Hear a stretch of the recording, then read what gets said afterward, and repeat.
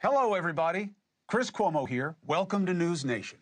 Here, we look left and right, and then we aim for reasonable. So let's get after it. And what a moment we had today. I have never seen anything like it.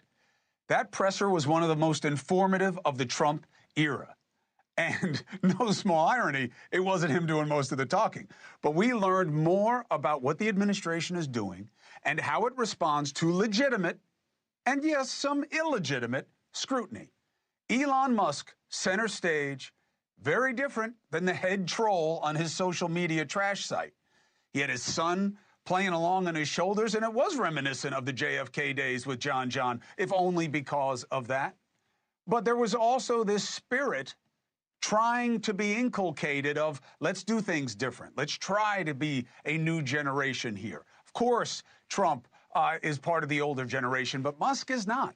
And he held forth on how he is trying to change the way government does business. Take a listen. The people voted for major government reform.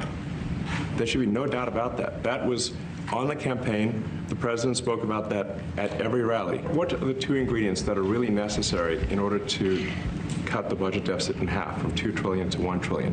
And it's really two things: competence and caring with deregulation, because there's a lot of sort of regulations that don't ultimately serve the public good.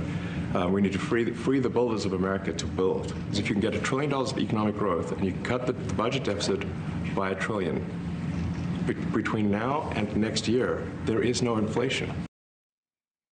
I've never heard so much said, and yet the president is just sitting there listening. It is completely unorthodox. But does that mean it's bad? No. I know the game is about reflexively attacking the side that you hate or anything that is different, but let's be honest. Does anyone think a majority of this country does not want government waste eliminated? Of course, we know there was an ugly and obvious split on who people thought could better affect change in this past election, but changing how well the government works was clearly on the ballot. And the obvious conclusion is nothing changes if nothing changes. So the order of the day was get smaller. And Trump did his part directing government agencies to let Musk and his minions in to work on reducing the side of federal government by reducing certain expenditures and workforce. For example, they can only hire one employee for every 4 who leaves government. The problem for me in the room wasn't Musk or even the man seated quietly at the desk, but some of the pushback from the media, which really seemed to be a defense of the status quo.